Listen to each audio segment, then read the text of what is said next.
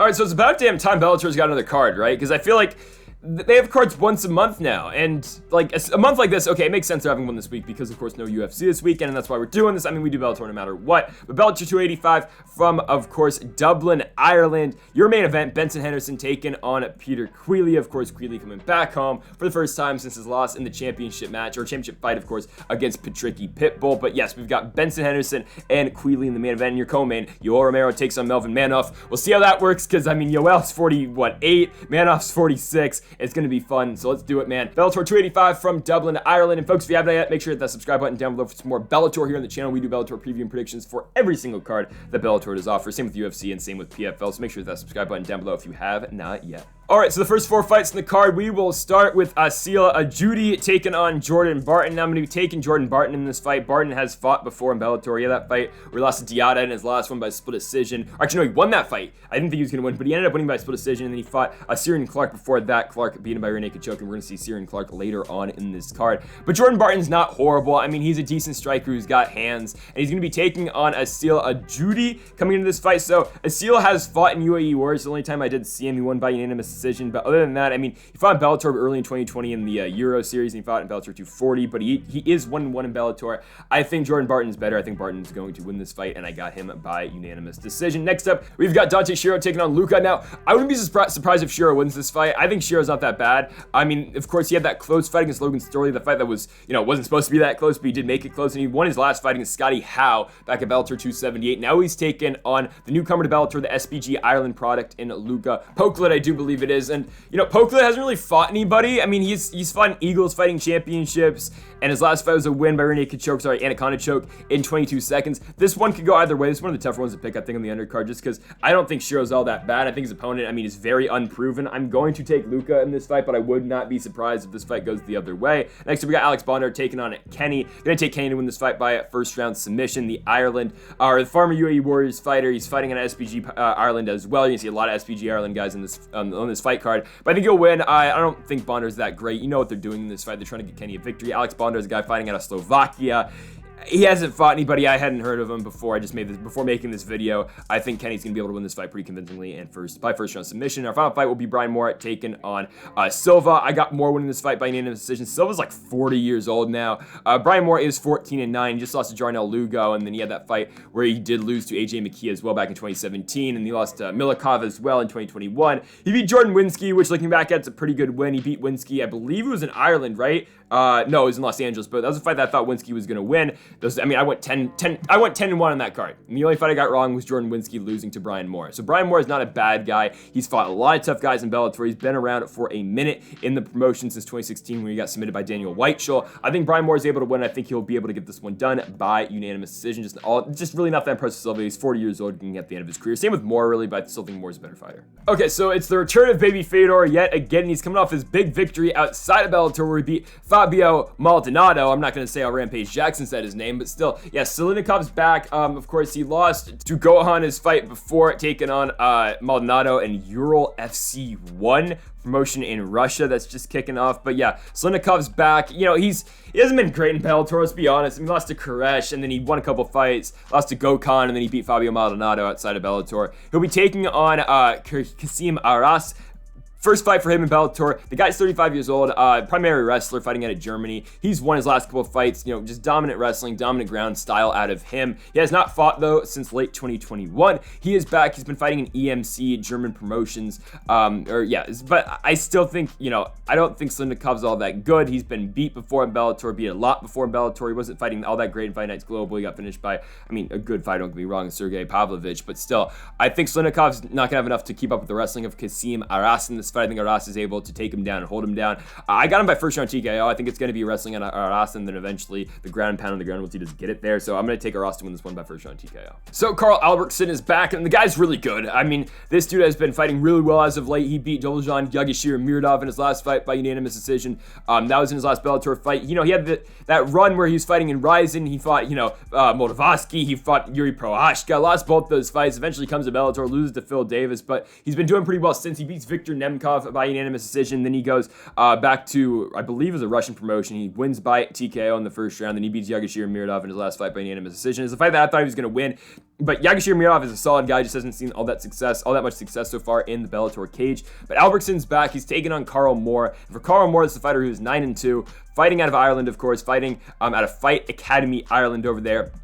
Picked up a win in his last Bellator fight, but it was against Lee Chadwick. You know, I mean, yeah, the guy he just beat PM and PFL his last fight. But Chadwick, he beats him by split decision, does Carl Moore. That was his first fight in Bellator. He's not been seen since. And now he is back taking on Carl Albrektsson. Bellator's trying to have Albrektsson win this fight. Obviously, he's only 28 years old. He's fought a lot already. He's fought some really good competition, of course, in Rise and in Bellator. I don't think Carl Moore is going to offer him too much. I got Albrektsson to win this one by first round knockout. Just think he's the better fighter. I think he's got a better stand-up game. Got Albrektsson to win this one by first round KO. So Dark Kelly's back, and he's taking on Kai Stevens. You know what's going to happen in this fight. Dark Kelly's like one of their biggest prospects that they have, especially out of Ireland. I mean, this guy was undefeated as an amateur. He comes into Bellator as a professional. He beats Junior Morgan in his first fight by first round guillotine choke, and now here he is against Kai Stevens. And, you know, Junior Morgan wasn't the best fighter. Kai Stevens is not the best fighter as well. This is a guy who's 3-1, who has not fought in really any notable promotion. He fought in Shock and Awe twice or 3 times. He fought in Fight Star Championship. The guy is 3-1. Dark Kelly is going to come in here. He's going to take him down, and he is going to submit him immediately. I mean, it's either going to be a submission or TKO.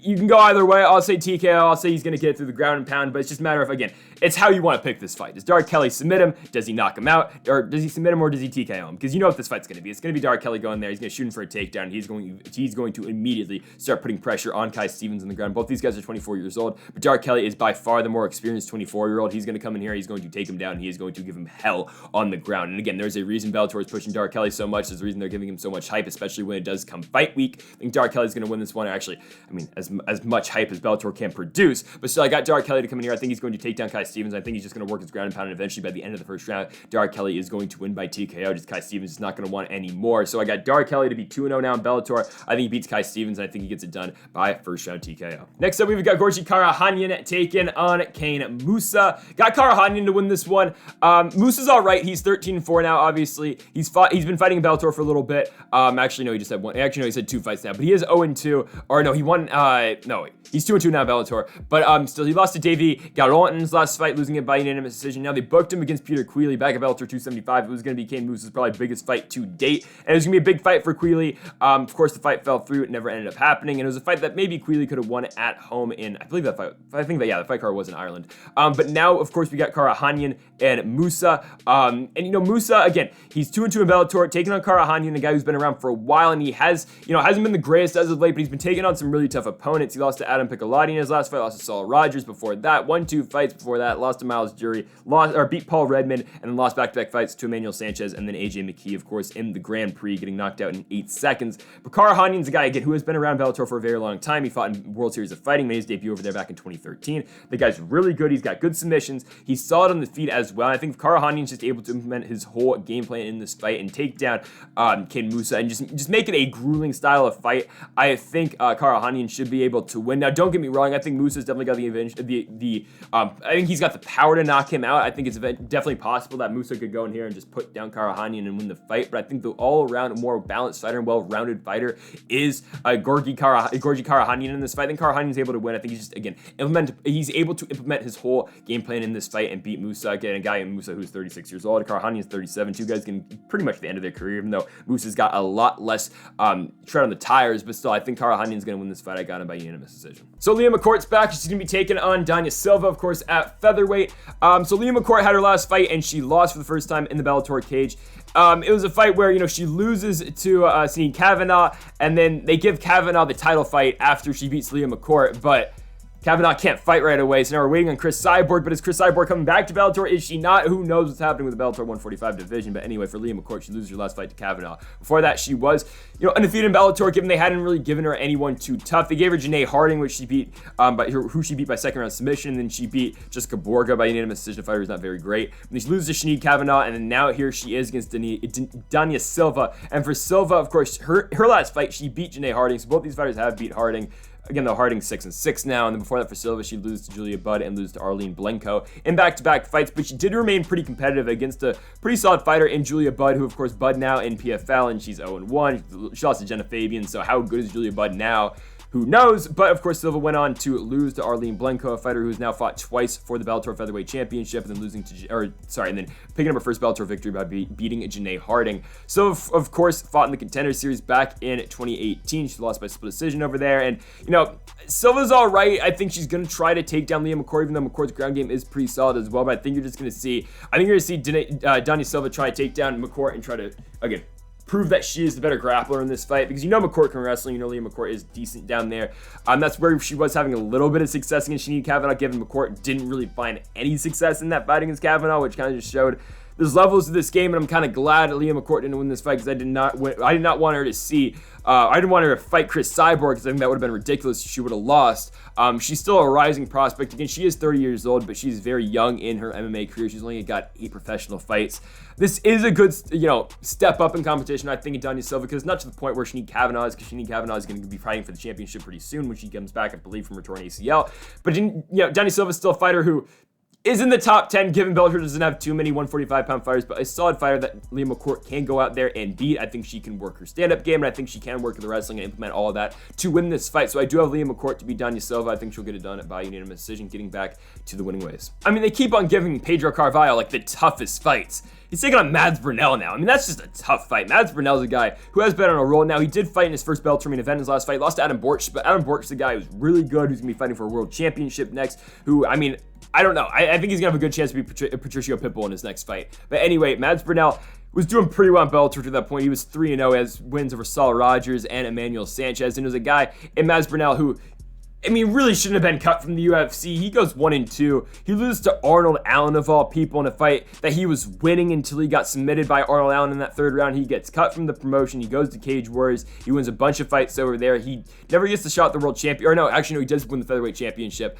And then he goes on to Bellator, wins 3 straight fights, gets that main event spot against Adam Borch in a number 1 contenders fight, and he loses. But it was a competitive fight with Borch, and still, Mads Burnell is very good. It was a back-and-forth fight with him and Borch back early in March of 2022, and now they're going to run him into Pedro Carvalho, and there's a reason that Mads Burnell is a huge favorite in this one, because Pedro Carvalho lost his last fight on an undercard at Bellator 280. I believe it was the Paris card. He loses by split decision against a guy in Piotr Nadeski, who, the guy's on a big winning streak right now, but he was fighting in Babylon MMA. We didn't know how good the guy was. Apparently, he's not that bad because he beats Pedro Carvalho, but I'm just saying, Pedro Carvalho has lost 3 of his last 4. His only win is against Daniel Weichel, who Daniel Weichel now is very old. He is 37 years old. He's had 60 pro fights. Carvalho's lost to Patricio Pitbull. It's in that fight in the Bellator Featherweight Grand Prix where Pitbull gets to pick his opponent, and he's like, I want number 1 loser or whatever. I want Pedro Carvalho. It made sense because, obviously, Carvalho was the obvious number 8 guy in that tournament.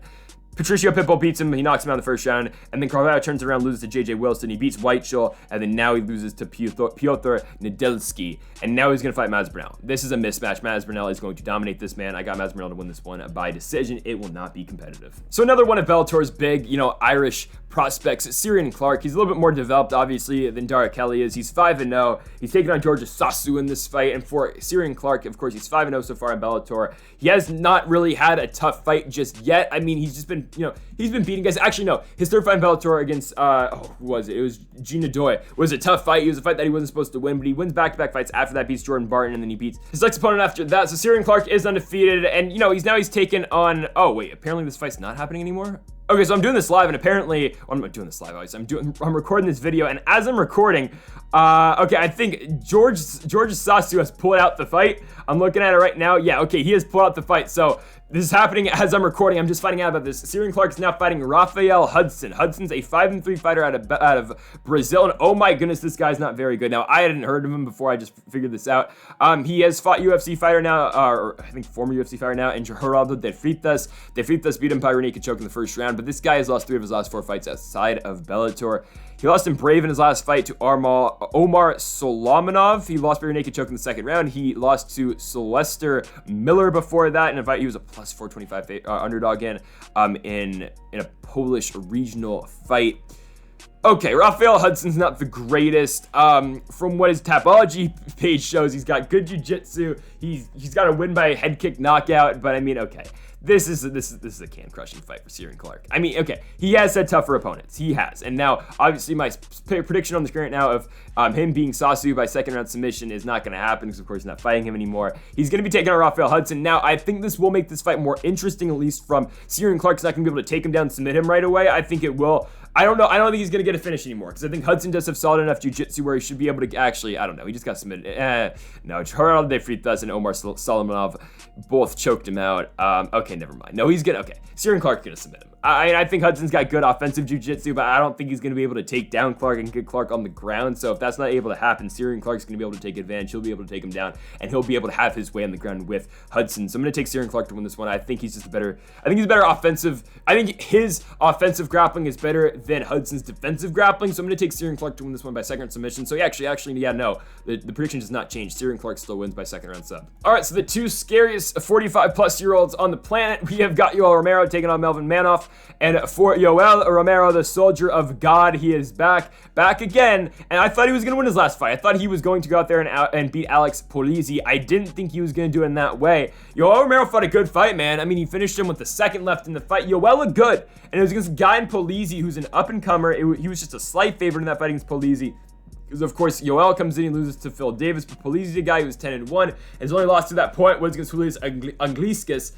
And Yoel wins, so good for Yoel. And now he's taking on Melvin Manhoef, who, like, Yoel should be able to beat. Manhoef's kind of washed at this point. I mean, he's just had, one fight in the last 3 years, really. It was the loss to Corey Anderson. It was a fight you kind of knew Corey Anderson was going to go out there and win. Of course, Manhoef's been a guy who's been fighting forever. He made his pro debut back in 1995. This is a guy, again, who's been fighting for forever. He fought in K1 a million times. He's fought in Dream. He's fought in Strikeforce. He's fought in all these different promotions. He's fought in One. He's fought in Bellator. He's fought in everything. And now he's back in Bellator yet again, and he's taking on Yoel Romero. I mean, this is more of an attraction fight, obviously, because, like, you're not coming out here. Well, obviously, you're coming out here to see Yoel Romero win, and I think he's going to win by first round knockout. I think Manhoef's chin's gone, and I think Yoel is still good enough to beat a guy like Melvin Manhoef. If you're able to beat Alex Easy Polizzi, he'll be able to beat Melvin Manhoef, but it's, again, more of an attraction fight. You're seeing a 46-year-old Manhoef who, again, is at the end of his career versus a 45-year-old Yoel Romero who is at the end of his career as well, but probably still got a little bit more left in the tank, obviously, in Manhoef. Yoel still hits very hard. He's still got really good wrestling. I mean, what does Manhoef offer against Yoel Romero in this fight? I mean, obviously, he's going to go in there. He's going to try to brawl with him. But Yoel's got more power, and, I think Yoel's still got the better chin because, of course, Romero can eat a punch. No one's going to knock out Yoel Romero. I will be damned if Melvin No Mercy Manhoef knocks out Yoel Romero. That will be nuts if it happens. I don't think it's going to happen. Obviously, Manhoef hits very hard, but still, I think Yoel is able to win. If it goes to the wrestling, obviously, Romero's the better wrestler. It's not going to happen, though. It's going to be a stand-up affair, and Yoel Romero is going to find that big power shot, and he is going to put down and knock out Melvin Manhoef in that first round. I got the soldier of God, Yoel Romero, to win this fight by first round knockout. So our 5-round main event, it is Benson Henderson taking on Peter Queally. And I think this 5-round atmosphere really benefits Benson Henderson more. Obviously, the former UFC champion, Benson Henderson, the former Bellator title challenger as well. And Henderson surprised a lot of people in his last fight, me included. I did not think he was going to beat Islam Mamedov. He beats him by split decision. He fought that fight really well. He mixed it up with Islam on the ground, and he was winning points in that fight, and he was winning it on the feet as well. It was such an impressive performance for a 38-year-old Benson Henderson who, let's be honest, we all thought was over the hill. He comes back down to 155 to take him on. Of course, he lost Brent Primus before that, and he lost to Jason Jackson, the ass-kicking machine, at 170. But we thought Benson Henderson was over the hill. He comes in, he beats Islam, and now he's back in a main event spot against Peter Queally. And Peter Queally's 13-6-1, and he's got a fast rise because he gets that fight against Patricky Pitbull. It's a fight he's not supposed to win, but Pitbull, gets cut. I mean, it was a, inflicted cut by Peter Queally. And then he gets Patricky Pitbull again. So Patricio vacates the lightweight championship. They run it back. Patricky is a huge underdog against Queally. The roles are basically reversed, and Queally's got it at home in Ireland at Bellator 270. And Patricky Pitbull beats him. He knocks him out in the second round. And honestly, Queally's run of the title was interesting because he's fighting in Fight Nights Global. He basically keeps on trading wins and losses. He comes into Bellator, loses to Miles Price, a fight he was a huge favorite in, but he loses to Miles Price. Then he beats Ryan Scope. He doesn't fight for 3 years, fights Pitbull, wins, fights Pitbull again, loses, and now here we are with the Benson Henderson fight. He's 2-2 in Bellator, but he's had a title shot, and he's beaten Patricky Pitbull before. It's just a weird run, right? It's a weird run for Queally. I think Benson Henderson's going to win, though. I think Henderson's a better fighter. And I think the 5-round environment, again, helps out Benson Henderson so much. Because for Peter Queally, I don't think he's been in a 5-round fight, at least for a while. Obviously, he's not been in one in Bellator just yet. I mean, he was in a 5-round fight against Patricky Pitbull, but he hasn't gone the full 5. Actually, no, I think he fought in Fight Night's Globe. I think he had some 5-round fights, but I don't think any of them have gone the distance. I just think Benson Henderson's a better fighter. Like, yeah, Queally could be able to offer him something different on the feet, but when you look at some of Benson Henderson's losses, it's been against guys who are dominant wrestlers that are able to ground him. And yes, he found the solution in his last fighting against Islam Mamedov. He wasn't able, he just didn't let himself get grounded and he refused to stay on his back that entire fight. And it was a different formula for Benson Henderson in that fight, but I don't think Queally's that guy that's going to be able to go back to that game plan that Jason Jackson implemented. And just a guy who's going to be able to ground Henderson and keep him on his back. I think Henderson is going to be able to move. I think Henderson's going to be able to just have his way in this fight, whether it be on the feet or whether it be on the ground. I just think that Benson Henderson's a better fighter. I think he's the quicker fighter, striking wise. And Queally sure does have more power than what Benson Henderson has got, but I just think Henderson's a better fighter. I just truly think Henderson's a better fighter. I think Queally back at home, I don't love that for him. I don't think Queally's the greatest fighter in the world. I think Henderson's just able to go out there and outgrind him to a 5-round unanimous decision. I think Henderson's just able to go in there and just ground him the entire fight. Because Queally's not bigger than him than what Jason Jackson is. I think Queally, again, he's got a puncher's chance. He's got more power than Henderson, definitely. But I think Benson Henderson is able just to go in there, out-grapple Peter Queally for 5 rounds and pick up the victory. I don't even know if it's all that competitive. I got Benson Henderson to win this one. I think he's got it 50-45. He wins every single round. He just grounds Peter Queally. The fans aren't going to love it in Ireland, but Benson Henderson's going to go in there and out-wrestle Peter Queally for 5 rounds and win the fight by unanimous decision. So Benson Smooth Henderson is going to pick up the victory. He's going to beat Peter Queally in the main event by unanimous decision. And folks, thank you for watching our Bellator 285 predictions here on the channel. If you haven't yet, then make sure that subscribe button down below for more. We'll be back for the next Bellator card. I'll be honest with you, I don't know when that is. I think it's, is it Nurmagomedov versus Pitbull? I think it might be. Yes. Oh no, it's Pitbull versus Borks next in Long Beach, California. Oh yeah, the co-main event, Spike Carvalho, AJ McKee. So that's an interesting one. So we'll be back for that one in a couple weeks. Yeah, in like 3 weeks. So folks, thank you for watching. Make sure that subscribe button down below for more. And Mamba forever.